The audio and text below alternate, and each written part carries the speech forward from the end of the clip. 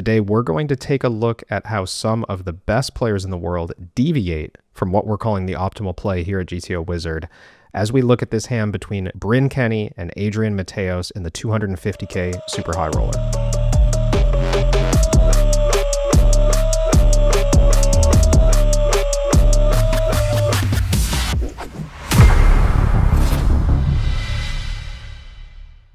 Make sure to let us know in the comments after the video which of these world-class players you think made the best deviation from optimal play. We are heads up in the 250k super high roller at the WSOP, and it's Bryn Kenney raising the button to 1.3 million against Adrian Mateos in the big blind. He defends 5-3 offsuit, Kenney with the pocket eights, headed to a flop with just over 6 big blinds in the middle. For those of you who have been watching the WSOP coverage and noticing the optimal play, you might have recognized that pre-flop play is not evaluated by GTO Wizard during these segments.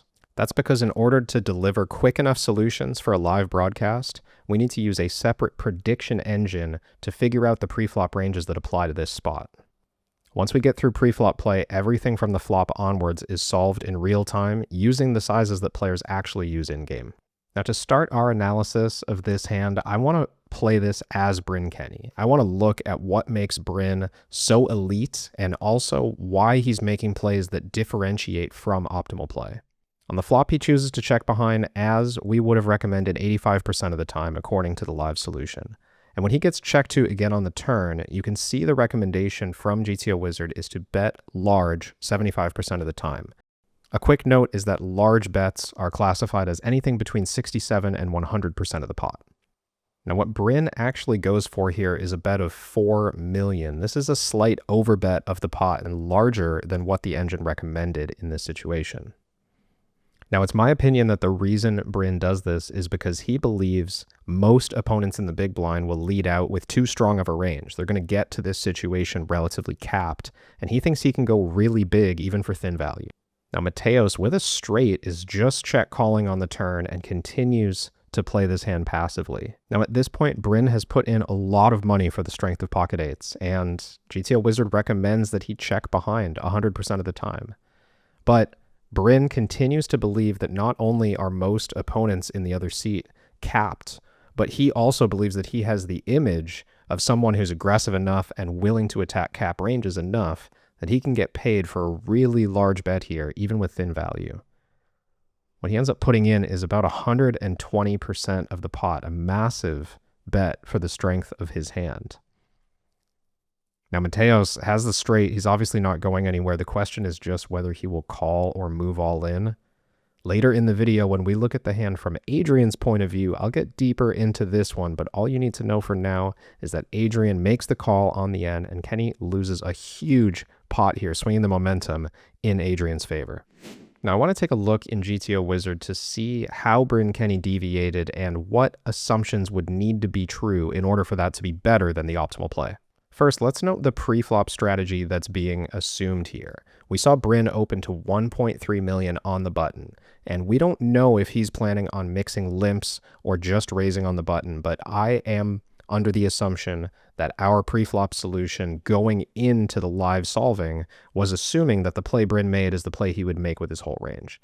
So that's why I started here with a raised 2.6 big blinds and no limping on the button. The next detail to be aware of is that on the flop, we are using dynamic bet sizing to choose the best options for Bryn. And I assumed that we're using 2 bet sizes plus the option to check behind, so 3 options on the flop. As I understand it, this is the limit that they're going for on live broadcast to keep the graphics simple and easy to interpret. Now, as you can see, the exact combo that Bryn had, 8 of spades, 8 of clubs, is primarily checking behind. This isn't the exact frequency that was suggested in the broadcast, but I think we're on the right track for recreating the solution. Now, Bryn doesn't see any reason to deviate on the flop here, and I have to agree with his approach. This hand is over 60 big blinds deep. You've got a 9 high board where your opponent will check raise very aggressively, and pocket eights doesn't accomplish a lot by betting big on the flop. If Bryn wants to bet big with his overall strategy, as I suspect he does, then pocket eights is a pretty clear check behind to keep the pot manageable. Now, the turn is where Bryn starts to make big assumptions. I'm going to look at the big blind strategy first, because I believe when Bryn overbets pocket eights, what he's claiming is that Adrian is not going to check a strong enough range to him. So how strong is the range that Adrian's supposed to check on the turn? If we look just at nutted hands from the top of his range, straights are checking less than a third of the time. Sets don't exist in this line, but 2-pair and top pair hands are also pretty rarely checking. If I look at the overall checking range composition, only about 8% of the range is better than top pair, and top pair is only 1%. So a pretty small percentage of the overall range is nutted here. Now, interestingly enough, when I edit the small blind strategy to the size that Bryn used, when I go with 8 big blinds as the only size, pocket eights is still a pure bet. So it does add up, at least to this point in the hand, that Bryn is choosing a bigger bet size, but his play is still GTO approved. Now, I think this is the key point in the hand where Bryn's strategy doesn't match up well against Adrian. First, a key component of playing this spot well against what Bryn is doing is to make big folds right now on the turn. If I look at third pair and low pairs, these hands are primarily folding. Over 60% of the time, you're supposed to fold with 6x and 4x to a single bet. A lot of players are not just check folding pairs and heads up to one bet. Another important piece is what the top of range is doing. Now, Adrian is meant to be quite aggressive with straights and 2-pair, even facing this large bet size, raising almost half the time. Now, we'll never know what he would have done with other hands in this range, but we do know that he check called 5-3 on this occasion, and we can see that in the solver, it is never supposed to check call. Fast forwarding to the river after Adrian check calls, and Bryn now goes for the overbet again. 29 big blinds, 130% pot was his river bet. When I look specifically at his combo choosing to make this bet, it's over a 5 big blind mistake compared to checking. It's important to look at the EV difference of plays like this when you're studying so that you can gauge, well, how correct do I need to be? How big of an assumption do I need to be right about in order to overcome this theoretical loss? The real problem is on the river facing this bet size. Not only can Adrian have a better hand, but he just doesn't really need to call the river with worse hands. If I look just at third pair, second pair, top pair, and ace high, these hands are folding almost 80% of the time. Top pair only needs to defend about half the time, and top pair is usually not in this spot. Now, part of this is thanks to the traps that Adrian might get to the river with, but also he could have just improved to trips, right? Any 4 with a draw is going to check call the turn, so he could have made trips on the river too. So what exactly needs to be true in order for Bryn's bet to be better than the optimal play? I want to go back to that key point on the turn before Adrian checked with his straight, and I want to make some assumptions about how other players might approach the turn spot. I'm going to go into the node locking interface and look at hand classes. At this point, it doesn't matter so much exactly what strategy I choose, just that I want to make sure to remove certain hands from the checking range. So I'm sliding this over to 0% check, and I'm just going to start removing hands like top pair. Now, I don't think that Bryn expects top pair to check the turn, and I don't think that Bryn expects 2-pair to check call the turn. Now, I can just fix that problem here by not letting it check in the first place, because I'm only interested in the strategy once we get check 2.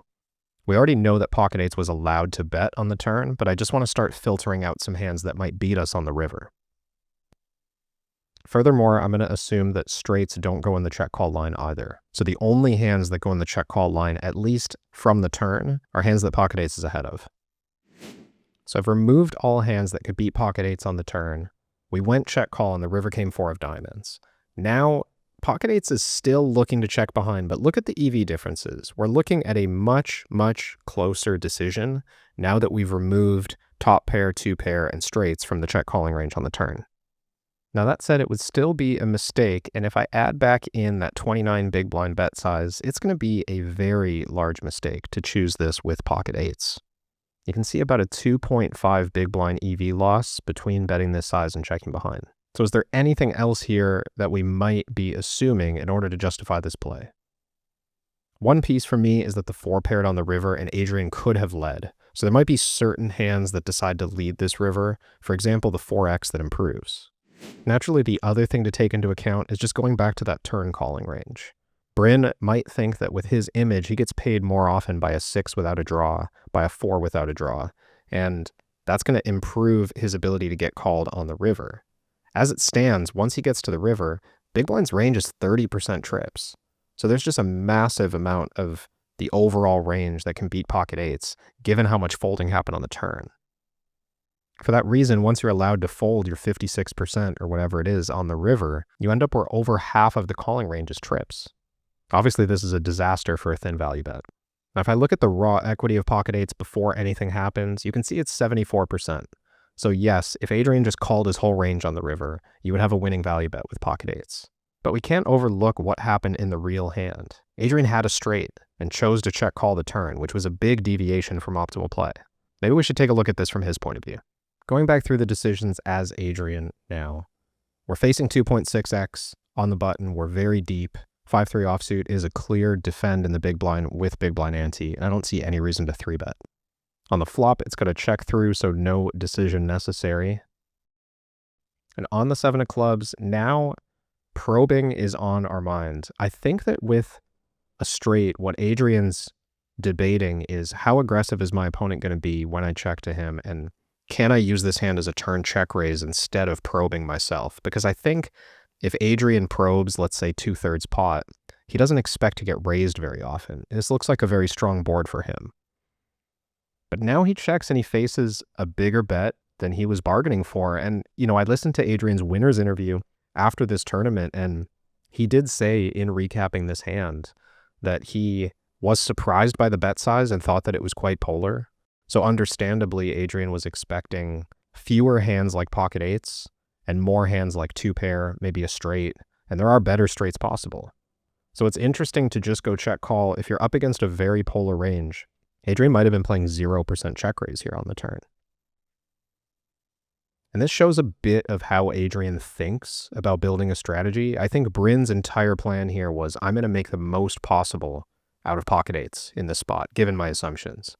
Now, Adrian's kind of updating on the fly. He's thinking, oh, I'm up against a new strategy that I didn't consider I might be up against. Well, let me build a new strategy to counter that, right? I think Adrian is looking at this very macro, not being greedy with his 5-3, but just thinking, if I'm up against a very polar betting range that I wasn't expecting, maybe I'll never check raise the turn, and this is how I'm going to adapt on the fly. Now, as it stands, he was recommended to go all in, even in spite of these overbets, and I think this is just where GTO assumptions conflict with Adrian's real human assumptions. So let's take a look at what would have been necessary in Bryn's strategy to make him willing to play this more aggressively instead of just going for the check call. I'm going to skip straight to the turn decision, as we know that 5-3 was played somewhat standard up to that point. And as we saw on the live broadcast, 5-3 just can do whatever it wants here on the turn. It could bet small, it could bet big, it could check. And I do suspect that Adrian was mixing these options. We don't know just because he checked that his plan is to always check with 5-3. Certainly he understands the benefits of probing and getting called by one pair, and he also certainly understands the benefits of checking and trying to check raise. If Adrian decided to bet small on the turn, he would need to hope that Bryn is going to raise and raise big pretty often. So it's possible that he ruled this out as subpar in practice. Not many people play this aggressively against a small probe. Even against a larger probe, Bryn in position is supposed to raise 15% of the time. So maybe the best way to get chips in is to check and try to check raise. It's unclear to me what Adrian felt was the best play against Bryn specifically, but I do think that against a lot of competition in heads up, when you check, they tend to over-aggress. 58% checking is more than it feels like, and I think a lot of players would be a little bit too aggressive in position against check. So personally, I like the choice to check and try to check raise on the turn. Now, if Adrian had gotten the option that he was expecting, I believe he would have check raised. If he faced 2/3 pot, he would easily have seen the possibility of 7x, 6x, slow played top pair, pocket eights, of course, all these hands, and 5-3 would be a relatively straightforward check raise. Although you can see that the EV of check calling is still not worse. Now, once we update Bryn's strategy to 8 big blinds, just how polar is he supposed to be? I mean, we can see that pocket eights was already betting, and there's a great deal of top pair and even second pair in this betting range, but it's all a frequency play. Interestingly enough, 2-pair and sets are playing very passively when we choose this bet size. It seems to me like this is an inefficient bet when we block so much of the board, because trying to get called just by 1 pair is a lot harder when you have 2-pair or a set. Perhaps we're worried that we're running into straights too often once we bet this big and we block the board. You can see that while a straight is only 4% of the overall range getting here in Mateos' spot, He's folding 2/3 of the time, so it's a pretty significant percentage of the continuing range. And then add in the fact that bluffs can also check raise you, and I do start to understand why opening the action with anything thin for this size is not the most attractive option. Again, all of this only works because Adrian was willing to mix in some strong checks on the turn in the first place. If you're not mixing in any checks on the turn, then you're opening yourself up to the exploit that Bryn was trying here. Now, once Adrian calls this big bet, he is meant to have some leads on the board pairing river. It makes sense. He's going to have some marginal draws in his range that just check call on the turn. He'll arrive here with king 8 high, for example. And he has so many 2-pair, 3 of a kind in his range that he's able to lead some of those hands and allow some bluffs. This is an overall good river spot for him, and once he checks, this 29 big blind river bet is really meant to be trips or better. Because there's meant to be so much folding from Adrian on the turn, and he improves to trips so often on the river, it's very hard for Bryn to value bet in position with less than trips. Now, one interesting note that I want to point to is that I assumed when I was building this solution that other bet sizes were possible. But of course, as we know in the broadcast, we're solving according to the bet size that was actually taken. So if I simplify everything to betting 29 on the river instead of being able to also go all in, then we're going to see different responses. If I look first at the response to this 29 big blind bets, with the few percent of 5-3 that I've node locked to enter in here, you can see that it's a pretty clear all in, and you're making almost 10 big blinds more by shoving than you are by calling. The range that bets 29 is predominantly trips and bluffs, and there's very few hands that can beat 5-3 in this range.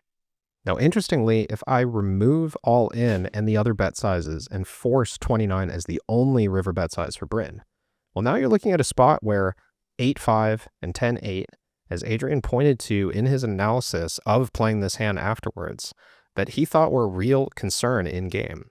Now, if this is Bryn's only size and he's not splitting to sometimes go all in and sometimes bet 29 big blinds, which honestly feels pretty realistic to me, it's hard to believe that you also have an all-in size when you're already overbetting for 60% of your stack. Now, if we look at the response to that play, you can actually see that 5-3 is a better call by about 2 big blinds compared to going all in. It's too thin to go for value because of how often 8-5 and 10-8 are in this range. So it's interesting to me, you can see the set of assumptions that Adrian was applying completely different from the set of assumptions that Bryn was applying, but both players with reasonable justification for the deviations they made. Now, to me, this looks like a realistic case where Bryn might have had too many stronger hands than 5-3, and just calling with 5-3 on the end was not that big of a mistake. Additionally, you can see that the turn call that Adrian made, which was a deviation, was a pretty profitable one. I mean, he got a hand in pocket eights that was never, ever supposed to bet the river to bet, or at least Bryn chose to bet that hand. I don't know if you can say Adrian got him to do it, but regardless, Adrian's deviation worked out brilliantly in this case, and it did eventually lead to him picking up the title and winning the 250K for the second time at the World Series of Poker. It seems like, at least for this hand, Adrian's balanced, range-minded adjustments to the optimal play outmatched Bryn's hand-focused, greedy overbetting for value with pocket eights. But once again, let me know in the comments what you think of these two players and how they choose to deviate from optimal play. This has been Kevin Rabichow for GTOWizard.com. Thanks for watching.